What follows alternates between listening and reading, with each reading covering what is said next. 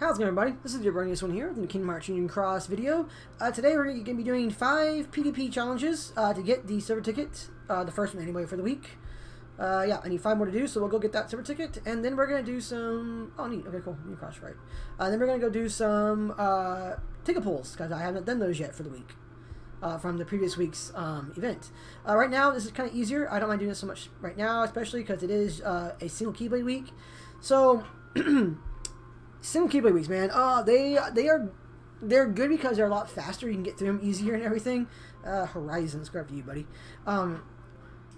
They're faster to get through, and I like that. I like the quicker pace. You know, moving things forward. The only thing that's bad about them is that it really does shaft players who do not put money into the game, or don't spend a lot of money in the game, or don't have, or haven't been lucky enough to pull the right medals. Supernova medals, for instance. Supernova medals are going to be the biggest difference maker in these kind of mono Keyblade weeks. It's really interesting how it pans out in that regard, because it's something that's been happening in a while. It's been something that's it's something that's been talked about for a while. Like, you know, Super Burst Supernova has broken PvP. Okay, lots of things have broken PvP. PvP has broken PvP. PvP has also broken cucks in a lot of ways. That's also been a very common statement too. And everybody has valid viewpoints on that one. The one thing I do want to state to that one is there are ways around everything in the game like that when we have the 3 Keyblade setups in the week. If you have setups, like for instance, every setup has a weakness, and that can be worked around. Just like we have the attribute tree there, or the attribute circle. You know, power beats magic, speed beats magic, power beats speed. Sorry, yeah, power beats speed, speed beats magic, magic beats power. It's the same thing with the Keyblade setups, Supernova or not. It doesn't matter. If you are running a status plus setup, you can beat Supernova Keyblades. It doesn't matter if they have like one Keyblade that has like 3 Super Bursts or Supernova medals on it. It doesn't matter whatsoever at all. If those buffers do not go off, Supernova does all of jack shit, and you can beat them. I have lost to plenty of status setups. When I was climbing in the ranks, for instance, right now I'm still, well, I just jumped a little bit, but as I was climbing this week, or last week, I lost to somebody who, let's see, I was ranked like 4,000. I was trying to jump into the 3,000s, and I lost the player in the 3,000s rank because of a status plus setup. That's the way it works. So status plus beats Supernova. You need to use what you have. So in a lot of ways, if you use what you have, you can bypass a lot of those things that are keeping you out. Like, you know, you can't just go, oh, Super Burst setups are what's breaking the game. You know, I can't beat them. If they have it, it's over for me. Again, yes and no. The same thing applies to people who have like Keyblades full of extra attack. If those buffers do not go off, it doesn't matter if the Keyblade has extra attack. It's still going to do like 1 damage or maybe a little more. Not enough to really stop you. That's how that thing pans out.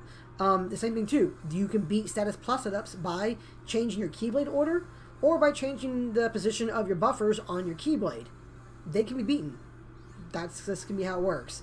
There are going to be certain points in time, though, yes, obviously, when you are in, like, the higher ranks, like, let's say top 50, where that does change a little bit, where stuff in the game is going to be a little bit different in regard to that one. Like, you're going to have to, like, you can't just, like, you know, go, okay, I'm going to change the spot in my buffer and beat this status setup, or, hey, I'm using a status setup, but the buffers aren't in different spots or anything. You need to have all those things ready to go. You need to have EA, you need to have Super Burst, and you need to have DB6s, otherwise you just can't win. That kind of makes sense, and I say that makes sense, and I don't mind that portion, because people who are in that high rank, they have paid for the game, they put money into the game, and so, yes, they're going to have those things at those higher ranks because they paid for it. That's what the whole entire thing with the paid-for content, you know? And if you paid for it, yes, you do expect to rank higher, and you should rank higher because you did put money into it. That doesn't mean that it's not the game isn't competitive outside of the top 50, even top 100. People who don't have those medals are in top 100, or at least in like top 500, top 200, that kind of thing, because they are ranking pretty well. The things that Smelly Octopus does with his free-to-play account are quite amazing to behold. But the things that Damo does with his free-to-play account are amazing. The things that Spinebreaker does with his account, again, are amazing. It is because they pull smartly and they use the resources they have in the game to move forward. That is a plus on them. People who put money into the game, like I do, for instance, sometimes I get the feeling that we actually don't always think outside the box. We mainly look like, what's the most damaging metal I can put in there and just kind of go and brute force our way through it. People like Damo, like Octo, like Spine, they do indeed tend to put a lot more thought into these setups, into their setups in the first place, because they don't have access to all the resources that I do, for instance. Players like myself, like Lost, for instance. Not that Lost doesn't think about the game, I'm just, as an example, of people who put money into the game. They think a lot more critically on the game and, like, get down into those nitty-gritty mechanics because they're going, like, they have to in order to progress. And so that's kind of like my thought behind the whole entire saying Supernova breaks it, or just being so discouraged about Supernova. Yeah, I mean, yes, it is a game-changing mechanic, or not. It is a kind of a game-changing mechanic. I won't say a fully game-breaking one, but it's kind of a game-changing mechanic. I do acknowledge that. But it can be beaten. So I don't want people to be, like, utterly discouraged about the Supernova setups. If you have a chance, if you aren't able to pull Supernova setups, it is a lot more easy to get status plus skills, and avatar boards and such. Because obviously they're directly available right there. Like, you buy the board, you got it. There is no do this pull and hope and pray I get like a Key 19 or I get a Sephiroth medal. So they're a lot more readily available to get, easier to manage, easier to run. So you should definitely be looking into that one. So if you're getting beaten by Super Burst medals or EA medals like that, or a combination of both, start investing in some status plus skills and start seeing how they're being used by players who are using them, regularly. And go from there. Now, like I said, I myself I'm not overly fond of status plus skill setups because, again, they do directly counter a lot of my stuff. I can do it myself. I have the skills to do status setups. I just choose not to because I have the Supernova medals. I do have the EA medals and such. And it's always annoying to have to walk into those situations where I'm getting beaten by status setups. Then I have to go, you know what? As annoying as it is, kudos to that player for playing with what they have, for using what they have properly, and understanding, like, how to keep on moving in the game. Because that's what you gotta do. Everything in the game is gonna have... I don't even know how to pronounce that person's name.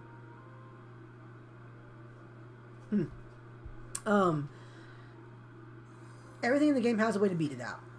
That's just the way it's going to be. You can beat out a lot of things in PvP or in Coliseum. You kind of be a little more careful about it because obviously in PvE content, some things are different. Like status plus skills won't affect enemies over a certain level, and as time goes on, we are getting into those higher level enemies where status plus skills will not bother them or anything or affect them anymore.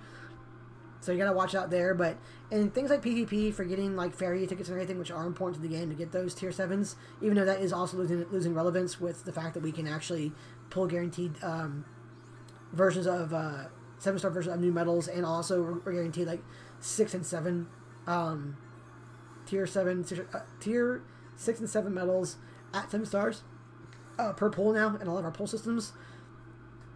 It's not gonna as big of a thing. So just keep that in mind when you're going to the game and you can get frustrated by getting curb stomped or getting beaten out or like barely losing or whatever the situation may be to Supernova medals or to status plus setups. There are ways around them, and you don't even need Super Burst to beat status plus setups either. Again, you just redirect where you have your buffers, and if you have some hard-hitting medals at the end there, you're pretty much going to beat out most status plus setups, because status plus setups aren't always going to be the strongest things going forward. They're going to be relatively not weak blades, but very mediocre, very average blades that can be beaten out, and you don't need Super Burst to beat them out. So keep that in mind too as well. But I just kind of want to get that off my chest. I've been hearing on that a lot lately. I definitely understand the frustration. Don't get me wrong. When you see players who have multiple copies of like Supernova medals, like I'm running right now, when you see players who are just like they have EA on everything and like perfect traits and everything because they spent money and they put money into the game. I know that you guys start the term whales starts getting thrown out and fucking whales and so on and so forth and everything. Yeah, I mean, I get that too, but you have to remember too that they did put their money into the game. And if they put money into the game and you haven't, there's going to be a discrepancy in power, obviously, but they're not unbeatable. They can be beaten. It is possible. I've been beaten by it. I know other players have been beaten by it as well too. So just try and keep that in mind. It isn't a fully 100% iron lock thing. You're gonna have to put some more effort into it. But that's why we have people like Demo, like Spinebreaker, and like Something Octopus who do show us that like free-to-play setups are viable. They can be used. This is how you do it. So I think I've rambled on long enough. I think this is our 5th fight too, hopefully. So we'll see what that is in a second. Hope you guys. Hopefully I didn't get too many people upset or anything by saying what I was saying. And I hope what I said right now kind of shed some perspective also on what you guys can be doing in the game to progress further and such. So I didn't want to offend anybody. I know it's kind of like a sensitive topic, but I do think that we do need to kind of get that out there as well too.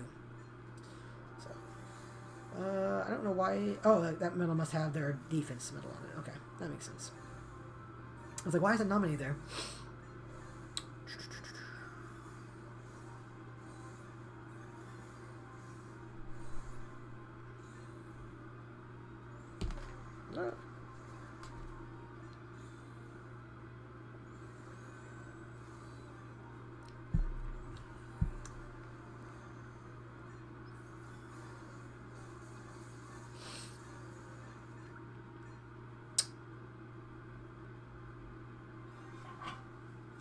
Some of you guys hear the door open. I'm having to watch my mom's little dog, and my cat is not happy. So I'm having to make sure the door's kind of shut, so that my cat won't destroy my mom's dog, because Alice will destroy that dog.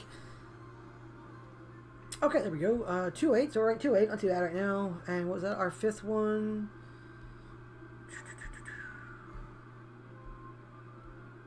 Yeah, it was cool. Okay, so let's go get our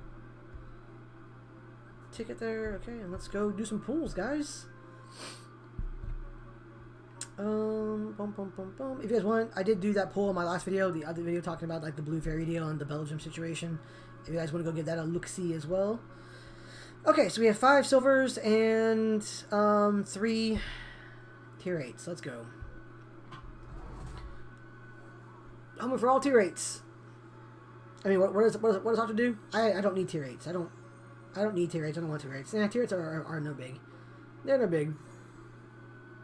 Damn it, they didn't listen to me. That's a bad pull. Alright, tier 7s though. Not too bad. Okay, I do need tier 8s. Please give me tier 8s game. Mucho importo to me. Tier 8s.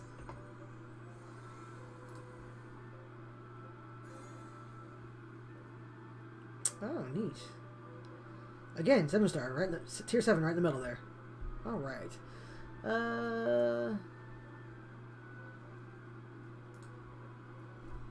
Hang on. So if you guys don't know, if you guys didn't see this, this is my mom's dog, Jetty.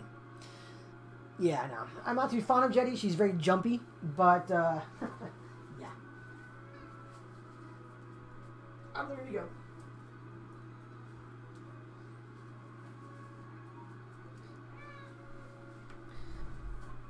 Like I said, Jetty isn't a bad dog. Jetty just jumps a lot and is, like, very clingy because my mom isn't always the most attentive of dog owners. So, yeah. But I'm pretty sure if she comes in the room again or stays in the room for too much longer, my cat will put an ass whooping out on that dog. Okay, these are very similar pools, man. I mean, I'm getting 7 stars out of each of them. That's not terrible, but there definitely is a few tier 8s here now.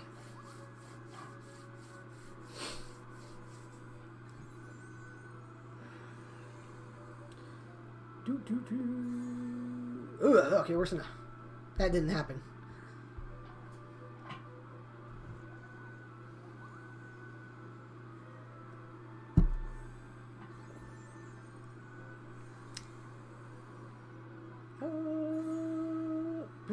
Okay, so those last 2 pulls of my Certix were no bueno, man. We got what? I think we got 3 tier 7s out of those, though. So that's not terrible. Alright, here are the gold ones. Hopefully the gold ones will treat us a little more kindly. If I can get like a tier 8 out of each one of them, that would kind of make up for those silver ticket pulls.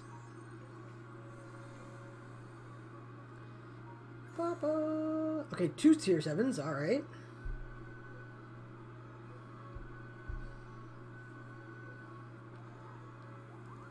Yeah, come on, game. No more tier 7s. Give me some tier 8s. Tier 8s.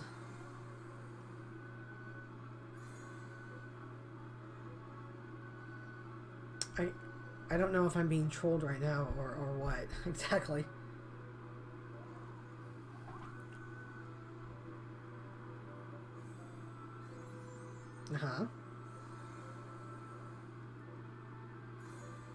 There we go. Okay, that's a better pool. Again, though, 2 tier 7s, and all 3 of my gold tier pools are the 1 tier 8. So I now have 5 tier 8 fairies again, which is nice. I'll keep those in reserve in case we get like a new high score challenge medal or something like that that's going to come out that I feel is worthwhile to evolve into a 7-star.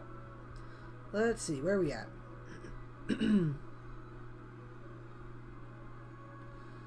There we go. Okay. Yeah, 521 again, so we're back at 4 tier 7s.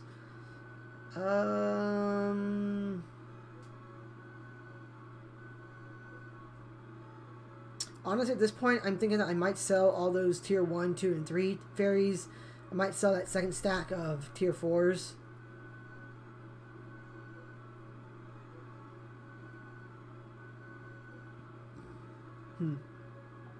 We'll see. I went to Lawton last time to up my Keyblades, or my sub slots last time. Speaking of such, we can actually end the video off on this one. I forgot I did not do that at the start of the video for you guys. Just so you guys can see what I'm running.